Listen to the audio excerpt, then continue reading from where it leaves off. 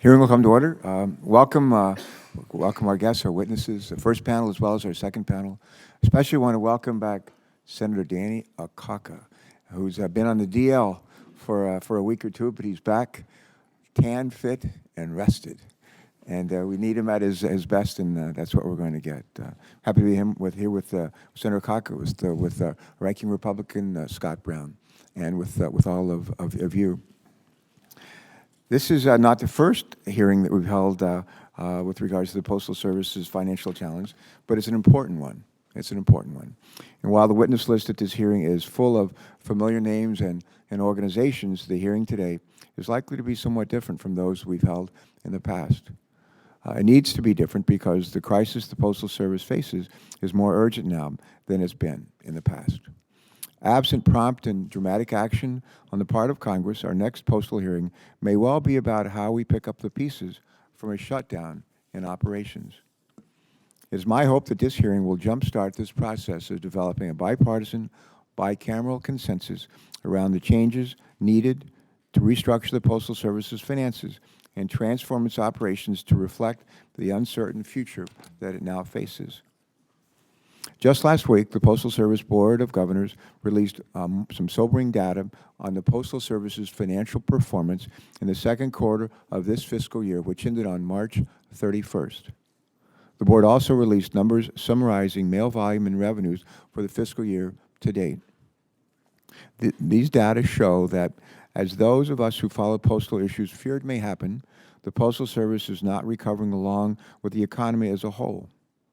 Rather, the continued electronic diversion of the mail is likely to permanently reduce mail volume, despite the Postal Service's best efforts to bring in new customers and preserve those that it has today. In the period between the beginning of January and the end of this March, mail volume declined by just more than 2% versus the same period last year. This follows 2 quarters of modest growth. At the same time, the Postal Service's most important product, first-class mail, actually lost 6% of its volume, continuing its pattern of years of steady decline. These developments are contributing to losses by the Postal Services. Midway through the current fiscal year, the Postal Service has booked losses totaling some $2.8 billion. Its projected losses for the year now stand at $8.3 billion, nearly matching the record $8.5 billion in losses experienced last year. These volume and revenue numbers are all worse than the Postal Service initially projected. And if the losses at the end of the year are truly as bad as we're now being told they'll be, I understand that the Postal Service will have exhausted all of its $15 billion line of credit from the Treasury by the end of September and will limp into the fiscal year 2012 with just enough cash on hand to get by.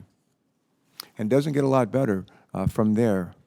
Getting by in 2012 will likely mean that the Postal Service will not be able to make its $5.6 billion retiree health pre-funding payment and could even have difficulty making other normally routine pension and workers' compensation related payments. On top of that, a major crisis that occurs over the next year or so, such as further economic slowdown or a terrorist attack, could well push the Postal Service over the edge into insolvency and result in a shutdown of its operations, something that none of us want or need. If the Postal Service were to shut down, the impact on our economy would be dramatic. As Postmaster General Donahue will testify to us today, the Postal Service operates at the center of an industry that employs some 7 million people and generates more than $1 trillion in sales and revenue each year. At such a difficult time for our country, we cannot afford to put those jobs and that kind of productivity in jeopardy. In recent years, the Postal Service has done its share to respond to the declining demand for hard copy mail and to better align its costs with its revenues. Total costs have been reduced by $12 billion in recent years. A big contributor to that success has been the elimination of more than 113 Postal Service jobs since 2007 through attrition, and more than 200,000 over the past decade. I think that represents a reduction in workforce by a little bit over 25%. These savings are continuing with the Postal Service's new contract with the American Postal Workers Union, which includes wage and benefit concessions and significant new workforce flexibilities. In addition, the Postal Service has introduced and successfully promoted a number of new products, a number of them. One of those, maybe the best known, is the flat rate priority mail box. We are rapidly reaching the point, however, at which the Postal Service no longer has the authority under current law to do what it needs to do in order to survive and prosper. That's why that's why I'm introducing today legislation that aims to clean up the Postal Service's finances and help it implement the ambitious reorganization plan that it announced last spring. The main provision in my bill, the Postal Operations Sustainability and Transformation Act, or the POST Act, aims to permanently address the various pension and retiree-related issues that have plagued the Postal Service for years now.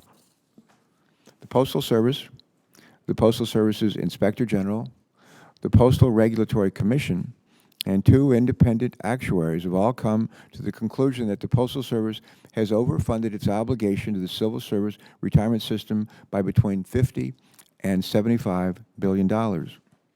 In addition, numerous observers and even the Office of Personnel Management have pointed out that the Postal Service has paid $7 billion more than it owes into the federal employee retirement system.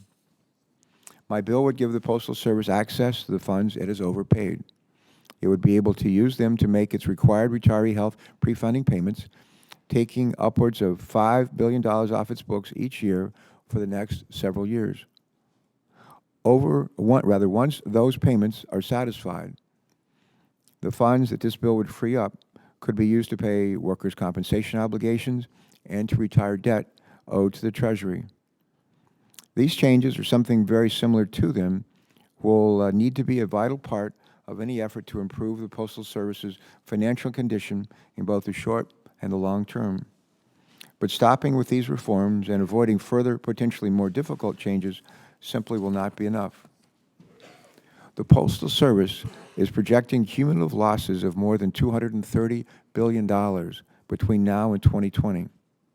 $230 billion.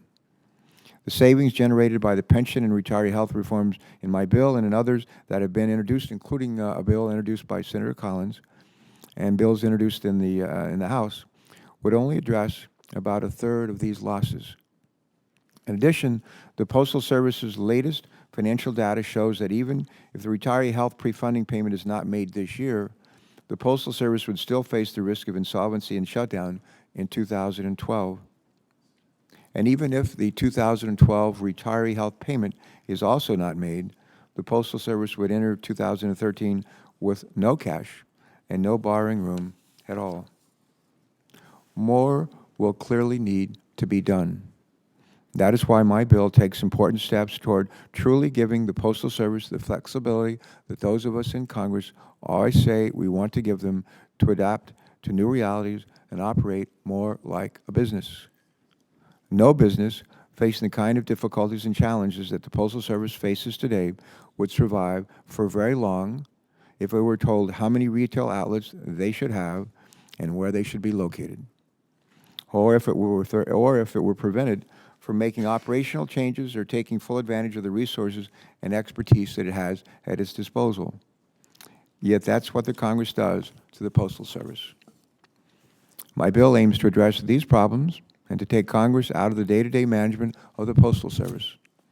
Assuming that the Postal Service can continue to build on its recent cost-cutting efforts, and I commend them and the labor unions that who represent most of the workers. But even if the Postal Service can continue to build on its recent cost-cutting efforts, these changes could help set the Postal Service on a more solid footing in the years to come. The report that GAO is releasing today on the state of the Postal Service's vehicle fleet provides, I believe, a valuable case study. The report clearly details the negative impact that financial uncertainty and well-meaning but sometimes harmful dictates from Congress have on postal operations.